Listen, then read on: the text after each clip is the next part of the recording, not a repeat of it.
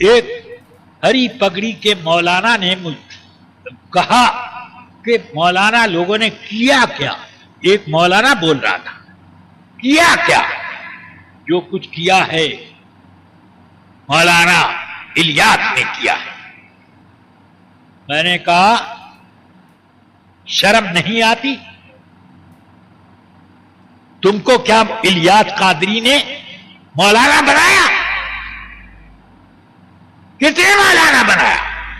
الیاس قادری تو ایک آدمی کو بھی ملا نہیں بنانے پر قادر.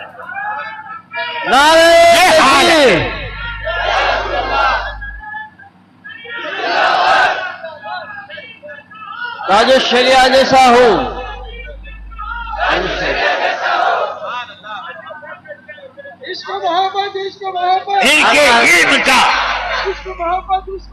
ان کے علم کی شان اتنی نرالی اتنی اونچی ہے کہ ایک مرتبہ میں اور مفتی شریف الحق صاحب علیہ الرحمہ دونوں کراچی گئے.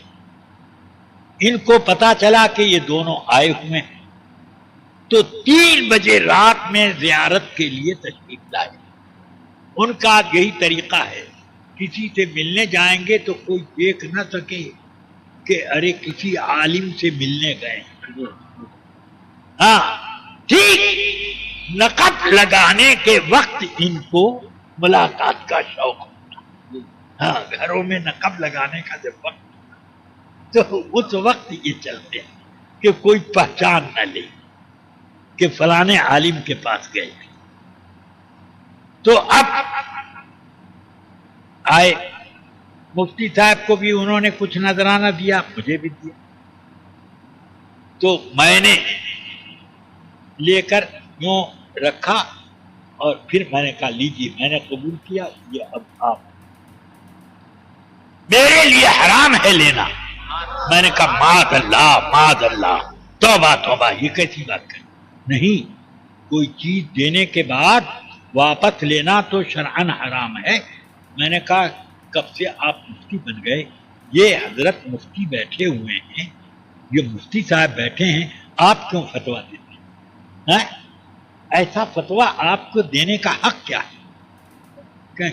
کیوں حضرت؟ اب مفتی شریف الحق صاحب سے کہتے ہیں کیوں حضرت یہ لینا مجھے جائز ہے؟ کہاں بالکل جائز ہے, کوئی قباحت نہیں. علامہ بالکل صحیح کہہ رہے ہیں. تو اب اتنا بڑا علم کا سمندر ہے یہ, مگر کیا کیجئے گا کہ سمندر رہ گیا پانی سوکھ گیا. سبحان اللہ. حضور محدث کبیر, حضور محدث کبیر, نائب قاضی اسلام, ممتاز الفقہا, شہزادہ جز الشریعہ.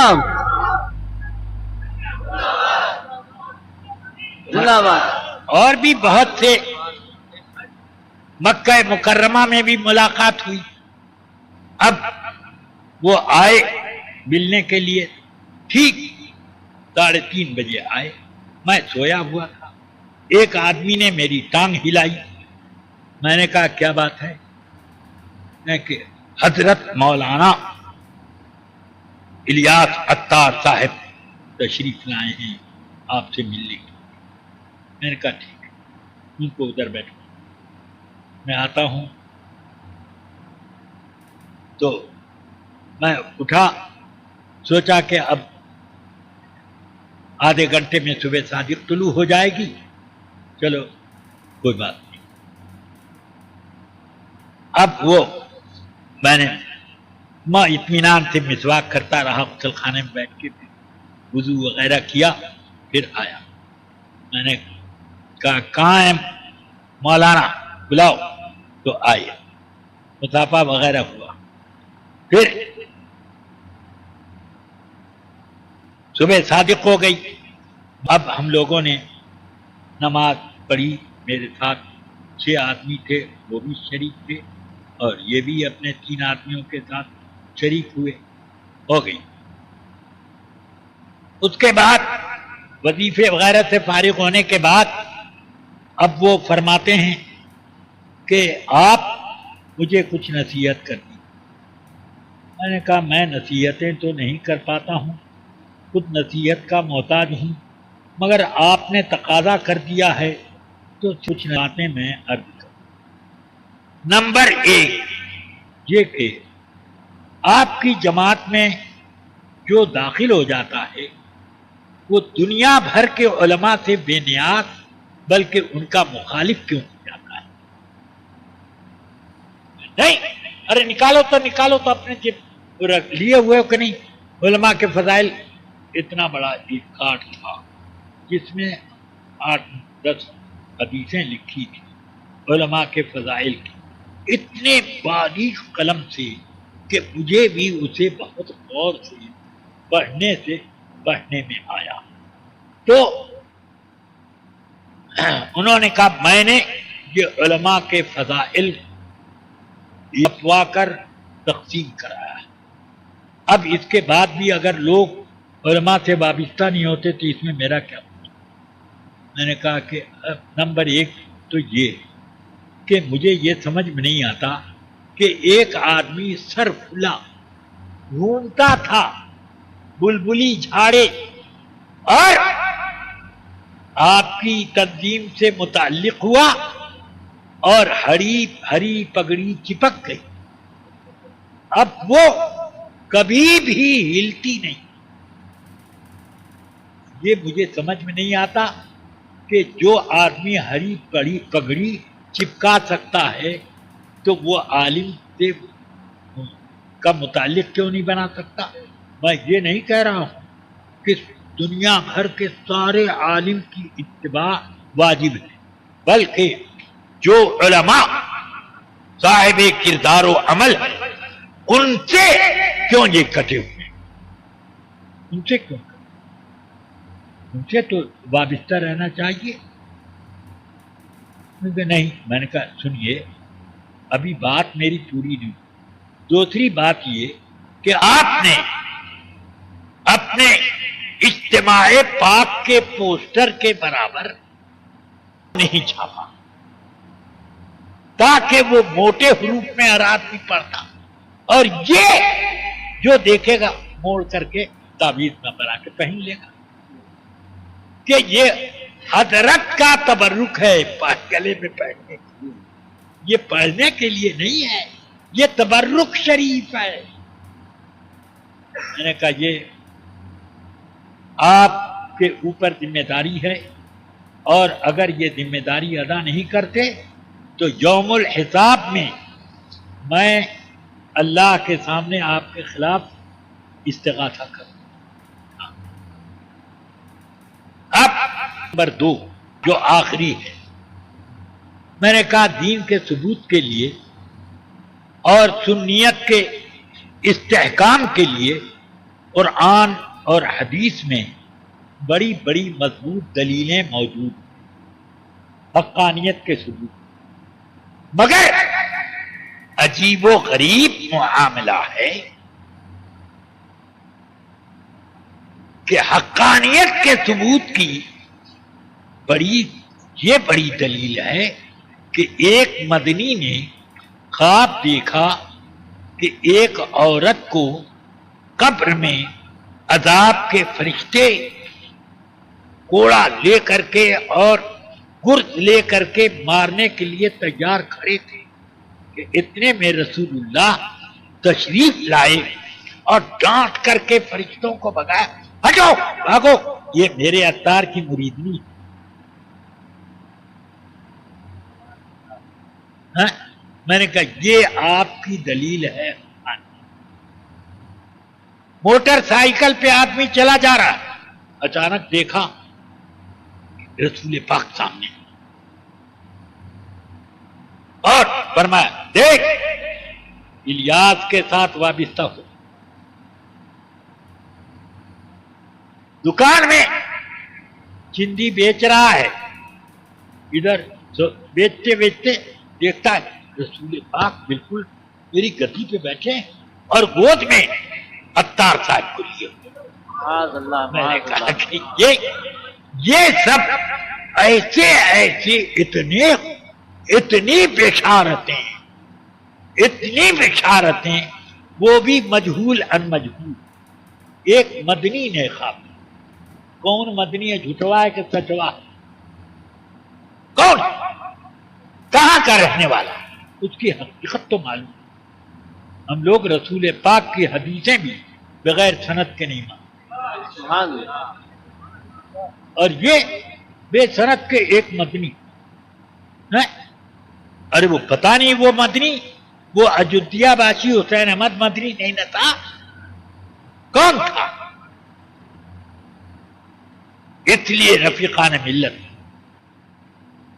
میں نے ان سے یہ کہا، اتنی بے تعداد بشارتیں رویائے صالحہ طالحہ آپ کے متعلق ہیں کہ نہ میں نے اعلی حضرت کے بارے میں اتنا پڑھا، نہ غریب نواز کے بارے میں اتنا معلوم ہوا.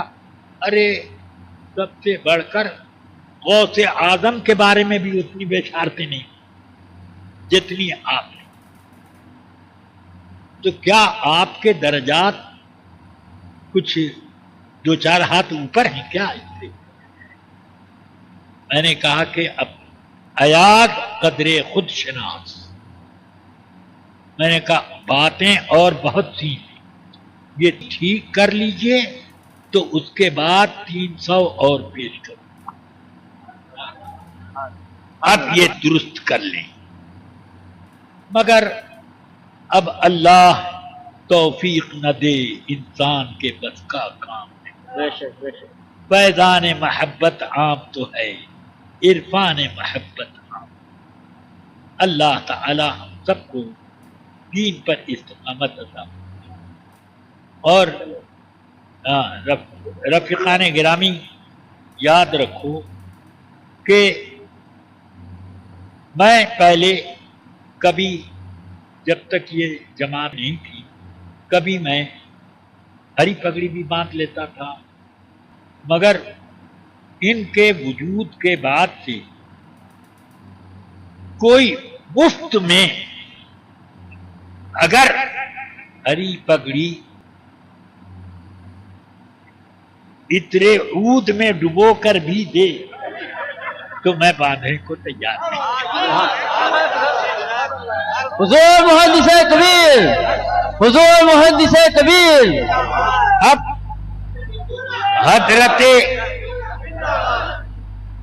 حضرت سیدی علامہ اظہری صاحب مدد اللہ العالی کے پاس یہ آئے کہ حضرت اجتماع ہے ہماری کانفرنس کا، تشریف لائیں.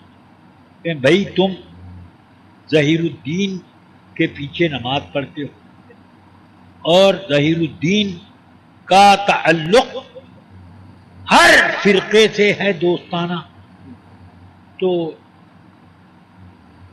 فقہائے کرام کے حکم کے مطابق بلکہ احادیث کے مطابق بھی ان کے پیچھے نماز نہیں. تو اس لیے میں کیسے شریک؟ حضور میں توبہ کرتا ہوں. چلیے یہ لکھ کر کے ایک پرچے پر دے دیے، میں توبہ کرتا ہوں. اب اس کے پیچھے حضرت تشریف لے گئے. پھر وہی طریقہ دوبارہ آئے ایک موقع پر تو حضرت وہ تم پر گئے. حضرت وہ کیا پریشانی ہے، یہ ہو گئی غلطی، اب میں پکی توبہ کروں. پھر اس کے بعد پھر وہی طریقہ. اب تیسری بار آئے تو حضرت نے فرمایا نہ میں نہیں جاؤں، وہ مرتا تم پر نہیں کر. تو بڑا اصرار. تو انہوں نے کہا کہ مجھے حضرت 6 مہینے کی مہلت دی. 6 مہینے میں اگر وہ علماء کونسل سے الگ ہو گئے تب تو میرا سارا قصور دھل جائے گا، اور اگر نہیں ہوئے تو میں ان کو چھوڑ کچھ بھی ہو جائے. کہا لکھ کر دو، لکھ کے دے دو۔ اب لکھ کر دینے کے بعد 6 مہینے، پھر 6 مہینے، پھر 6 مہینے، پھر 6 مہینے، اور پتہ نہیں کتنے 6 مہینے گزر گئے، مگر اب تک کوئی نہ وہ بدلا نہ یہ بدلا۔ اب حضرت کے پاس چوتھی مرتبہ کرنا، حجت تمام ہو گئی، اب میں نہیں جانا۔ ان کے کی کانفرنس جو تھی اس میں مولوی ظہیر الدین نے تقریر میں کہا قبر میں 3 سوالات ہوں گے، من ربک کا، ما دینک کا، اور ما تقول فی ھذا۔ 3 سوال۔ مسلک کا سوال کہاں ہوگا؟ مسلک کا سوال تو قبر میں ہوتا ہی نہیں، اس لیے مسلک کی لڑائی بے سود ہے۔ اب ایک بھونچال مچا بمبئی میں، حضرت علامہ اظہری صاحب اور مجھے لوگوں نے اس کے جواب کے ایک جلسے کو کیا۔ میں نے اس میں کہا کہ میں تو نہیں کہ میں بتا سکوں کہ کیا تقریر کی، لہذا میں 15 گھنٹے پہلے یہاں اسی لیے آیا ہوں کہ مجھے ان کا CD دو تاکہ ان کی تقریر کو میں سنوں کہ کیا کہا تھا۔ تو اس تقریر میں یہ بھی کہا کہ نہ معلوم کب سے یہ رسم بد پیدا ہو گئی ہے کہ لوگوں سے کہنا، لوگوں تو جلسے میں کہا جاتا ہے کہ درود شریف پڑھو۔ معاذ اللہ، معاذ اللہ، معاذ اللہ۔ یہ کب سے رسم بد پیدا ہو؟ معاذ اللہ۔ اللہ تعالی فرماتا ہے یا ایھا الذین آمنوا صلوا علیہ وسلموا تسلیما، صلی اللہ علیہ وسلم۔ جب اللہ حکم دے رہا ہے تو پھر اس کے حکم کی اطاعت میں ہم کیوں نہیں حکم دیں گے؟ درود پڑھو، اللہم صلی علی سیدنا و مولانا محمد وآلہ وصحبہ۔ تو میں نے 2 گھنٹے میں ان کی پوری تقریر کو سجا کر کے رکھا، اور یہ تب کیا۔ پھر حضرت نے تقریر کی، 15-20 منٹ میں حضرت نے اس کو سب الحاصل یہ کہ ان لوگوں نے یہ تو کم سے کم بہت بڑا برائی کا جال پھیلا دیا کہ یہ بد مذہبوں کا رد کرنے سے کتراتے۔ ایک دوسرے یہ کہ یہ لوگ بد مذہبوں کے رد کے جلسوں میں بھی نہیں بیٹھے۔ نمبر 3 یہ کہ اگر ان کی طاقت یا ان کی تعداد زیادہ ہوتی ہے اور کوئی خلاف بول دے تو مار پیٹ بھی کر ڈالتے ہیں، اور اس سلسلے میں مجھے کئی مولاناؤں کے بارے میں اطلاع ہے کہ انہوں نے کچھ کہا تو ان کی بھی پٹائی کر۔ اب یہ علامہ اظہری کے خلاف یا اور کسی بھی عالم کے خلاف بولتے ہوں تو کیا اب جواب میں اس کا بھی پٹائی کرنا ضروری ہے؟ میں تو اس چیز کو پسند نہیں کرتا، مگر دروازہ کیوں ایسا کھولتے؟ ایسا دروازہ کھولا ہی کیوں جاتا ہے؟ نمبر 3 یہ کہ ٹی وی کو